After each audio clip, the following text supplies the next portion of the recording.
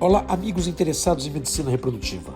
Eu sou Edson Borges Júnior e é com muita alegria que iniciamos o Podfert. Convidamos os nossos médicos presentes no Congresso Europeu de Medicina Reprodutiva a contarem o que de relevante vimos.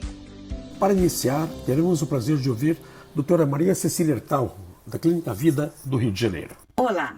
O tema que eu escolhi para falar foi o uso do duplo trigger nos ciclos de fertilização in vitro.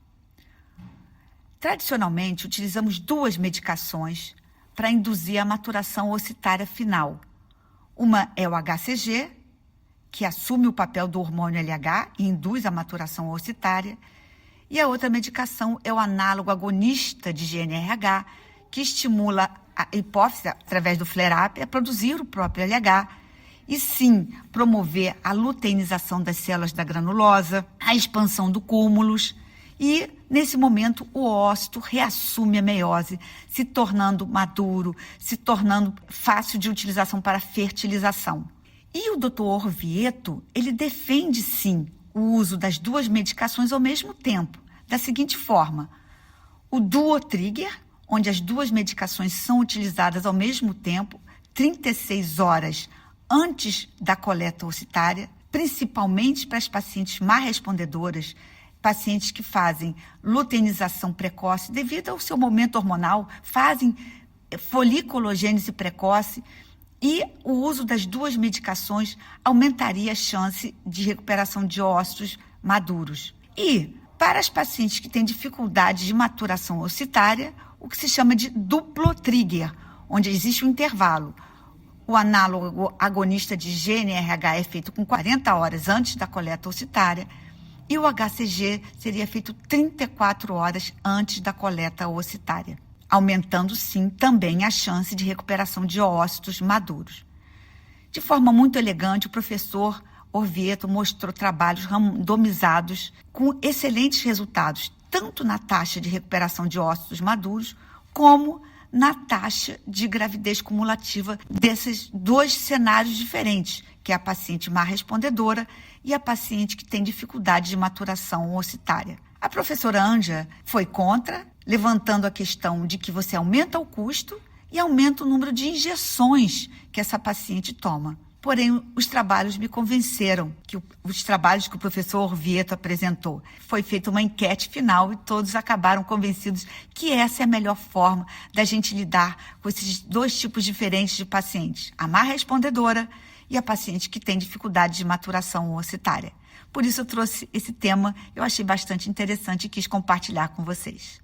Agora ouviremos as percepções, os insights do Dr. Lucas, da Clínica Vida Bem-vinda de São Paulo. Olá, eu participei de muitas mesas, mas eu vou falar especificamente hoje sobre o GH, o hormônio do crescimento. Vou falar porque primeiro porque eu gosto do tema e depois porque eu participei de duas apresentações muito interessantes, uma das quais inclusive acabei participando, tirando dúvidas e também respondendo algumas questões. E a outra que foi um trabalho randomizado, um trabalho científico bem interessante. Então, a primeira mesa aconteceu no primeiro dia de congresso, que eu fiz o curso pré-congresso de inovações em reprodução assistida. E quem fez a apresentação foi um médico chamado Alexander Quas. Ele trabalhava na Califórnia, numa clínica chamada Reproductive Partners, junto com David Meldrum, que é um autor que publicou bastante sobre o assunto. E ele mostrou a questão inicial. Ele começou falando que a plausibilidade biológica, o que é isso? A explicação por que o hormônio do crescimento, ou GH, poderia melhorar a taxa de gravidez em mulheres com uma menor reserva ovariana ou em mulheres com uma maior idade. E a explicação vem muito da ação do GH e do seu intermediário, que é o IGF-1, nas células do folículo, que é aquela estrutura que contém o óvulo, e melhorando tanto a resposta desse folículo ao FSH, aumentando o estradiol e promovendo uma maior proliferação dessas células que são fundamentais para o desenvolvimento e a maturação do óvulo, que é, obviamente, fundamental para engravidar. Ele também citou mais rápido sobre a ação no endométrio, né? E ele começou a mostrar os trabalhos que começaram a surgir aí no começo dos anos 2000, sempre mais focados em mulheres com uma menor reserva de óvulos, mulheres com maior idade. Então, um dos trabalhos é um trabalho que foi publicado numa revista importante, que é a Human Reproduction, em 2005, comparando 100 mulheres que foram randomizadas e que mostrou benefício. E aí ele mostrou depois as meta-análises. O que são meta-análises? São resumos de trabalho, não é um resumo, né? Mas você soma muitos trabalhos, você coloca esses trabalhos todos juntos, e aí você chega no número de pacientes maior, mostrando um aumento na taxa de gravidez clínica, um aumento que a gente fala que é um risco de melhora de 34%, então, e estatisticamente significante, ou seja, algo que teve diferença, de fato, e talvez de nascido vivo. Com o número de mulheres beneficiadas de mais ou menos 7,6, ou seja, a cada 7,6 mulheres tratadas, uma teria um benefício de gravidez clínica. E ele é muito favorável ao uso, só que ele usa o GH de uma maneira um pouco diferente da nossa. Ele começa a usar o GH a partir do 7º dia da estimulação ovariana, numa dose um pouco mais alta. E eu perguntei para ele se ele achava que era o melhor, porque eu sempre usei a partir do 1º dia da estimulação ovariana, e ele falou para mim, não, acho que o seu jeito é melhor do que o meu jeito, acho que eu manteria o seu jeito. Eu faço assim por um protocolo da minha instituição, mas se eu pudesse usar, começaria a usar desde o início. E eu falei, então tá bom. E foi muito legal que depois um outro médico do Cazaquistão veio conversar comigo, querendo como é que a gente usava, pediu meu e-mail, enfim, foi bem interessante. E aí depois, nessa mesma linha, num outro dia, eu assisti uma apresentação de um trabalho randomizado feito em Xangai, na China, mostrando um aumento do número de embriões biopsiados normais, que a gente chama de embriões euploides, formados em mulheres que fizeram uso do hormônio de crescimento, GH. E interessante que ele usou um outro protocolo, ele fez um protocolo um pouco mais longo, de mais ou menos 6 semanas, pré-captação dos óvulos, e mostrou aí um aumento, por exemplo, de número de ciclos onde se obteve hormônio do crescimento de 68% com GH versus 50% sem o GH, que foi estatisticamente significante, e também mostrou o maior número de embriões biopsiados euploides normais formados com GH. Então ele conclui que o GH melhorou a taxa de embriões euploides, mas não melhorou, eles não ficaram mais bonitos morfologicamente falando, não ficaram melhores, mas no final das contas, ele, como aumenta o número de embriões euploides, ele pode aumentar a taxa de gravidez. Não foi esse o objetivo do trabalho, mas enfim, aí ele faz esse link. Então é isso, GH tem ações, não deve ser usado para todas as mulheres, isso é importante que eu diga. Em alguns cenários é interessante, ok? Muito obrigado. Os insights também da nossa rede de laboratórios, doutora Cecília Cardoso, que esteve presente no Congresso Europeu de Fertilidade 2024 em Amsterdã, que traz uma avaliação interessante sobre a sustentabilidade da reprodução humana assistida. Olá! A sessão foi a 54, Sustainability in the IVF Lab, Essential, but is it feasible? Interessante que foi o mesmo tema escolhido para mim no simpósio do Fertigroup há um mês atrás. Uma tremenda sincronicidade com aquilo que preocupa a maior organização de reprodução assistida no mundo, a Sociedade Europeia de Reprodução Humana e Embriologia. Todos nós sabemos o quanto a sustentabilidade é o tema que desponta em todas as áreas da humanidade. Hoje em dia, não há como produzir sem pensar nos impactos que esta produção vai afetar o planeta em que vivemos. É nossa responsabilidade gerar vida e não matar o planeta em que esta vida vai viver. A sessão foi dividida em 2 palestras.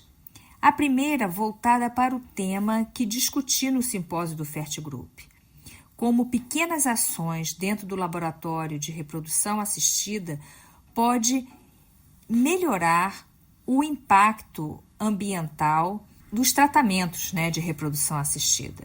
Essa palestra foi feita pela Francesca Farley, do Reino Unido.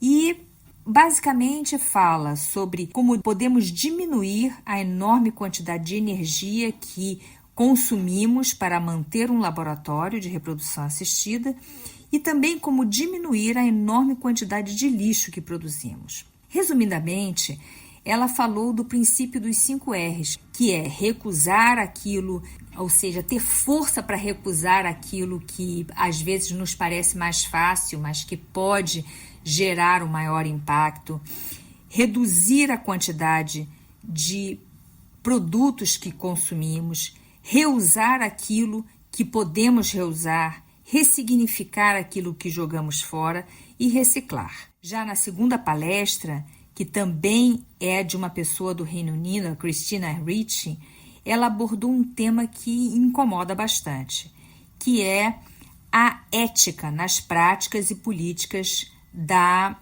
reprodução assistida na emissão de carbono.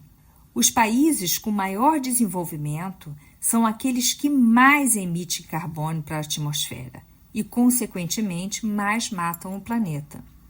Cada criança nascida nesses países tem a capacidade de emitir a mesma quantidade de carbono na atmosfera que 20 crianças de países subdesenvolvidos.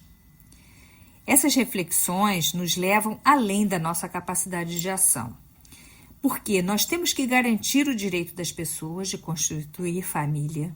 Sabemos do enorme impacto positivo dessas crianças nascidas a partir do desejo e do planejamento familiar consciente, mas ao mesmo tempo não podemos, e isso falo podemos, são todos esses profissionais de saúde que se dedicam à reprodução assistida, seguir sozinhos sem o suporte governamental para essas políticas de regulamentação e para a redução das emissões de carbono que tanto interferem com a saúde do planeta. Então, fica aí a dica para nós criarmos mais consciência no nosso trabalho e no desejo dos nossos pacientes. Agora vamos ouvir o Dr. Paulo Galo, da Clínica Vida do Rio de Janeiro. Eu estou aqui em Amsterdã para falar um pouquinho sobre o que eu assisti na aula de conceitos e terapêuticas para implantação e gravidez inicial. A gente sabe que ao longo do tempo nós temos tentado cada vez mais aumentar os resultados dos nossos tratamentos de fertilização in vitro, aumentando nossas taxas de implantação.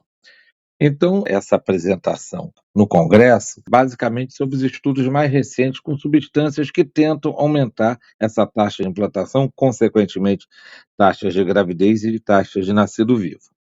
O primeiro trabalho apresentado foi um trabalho multicêntrico europeu, que envolveu várias clínicas da Europa.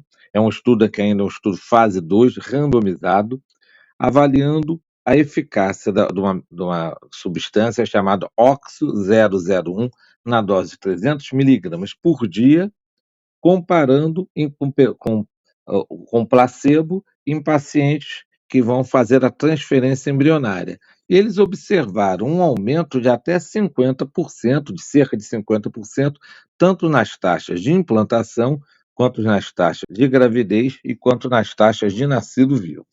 O segundo trabalho que foi apresentado nessa sessão do Congresso foi um trabalho chinês com um N muito grande, que era um estudo que avalia o teste de metilação do DNA na secreção cervical como um fator preditor não invasivo para o sucesso de implantação. Então, eles avaliam, através desse teste de metilação, as pacientes que engravidaram e as que não engravidaram, para tentar ver o parâmetro que poderia mostrar um aumento de chance de engravidar e escolher o momento exato de transferir, o ciclo exato de transferir o embrião. E esse estudo deles mostrou uma acurácia de mais de 86%. É um estudo bastante promissor também. Depois eu assisti um trabalho também chinês, com mais de 1.100 pacientes, duplo cego, randomizado, para avaliar o uso do atosiban para pacientes com falha de implantação. O atosiban, vários estudos já tentaram provar, alguns estudos mostram aumento de taxa de implantação, outros não, E esse estudo é um estudo grande, com N grande, 1.100 pacientes, duplo cego, randomizado, e no final, os seus resultados não mostraram eficácia no emprego do atosiban para aumentar as chances de engravidar naquelas pacientes com falha recorrente de implantação.